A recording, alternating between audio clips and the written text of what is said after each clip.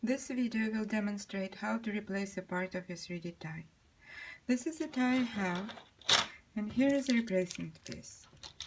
Let's mark the back of each piece with tape. Now we need to identify the part of the tie we want to remove. Keep in mind that the two bottom rows must stay together. Therefore, if you need to replace the bottom part of your tie, you need to cut off at least 2 rows.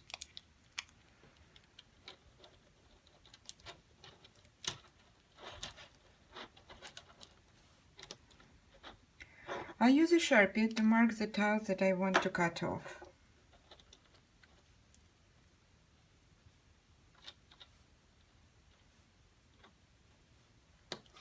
It's a little tricky to remove the tiles without damaging those right above them. Use a wire cutter to cut across the connector sticking out of the tile. The cut should go only halfway through.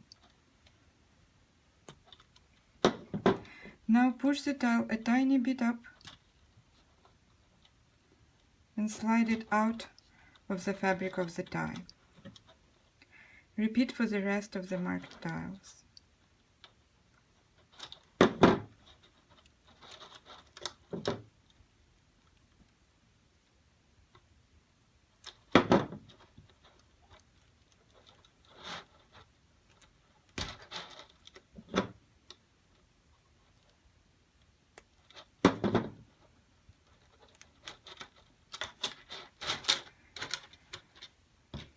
Next, put the upper part of the tile over the bottom part like this.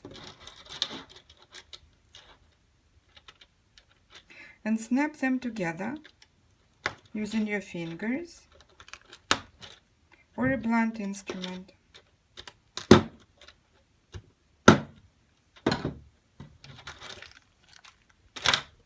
Your tie is ready.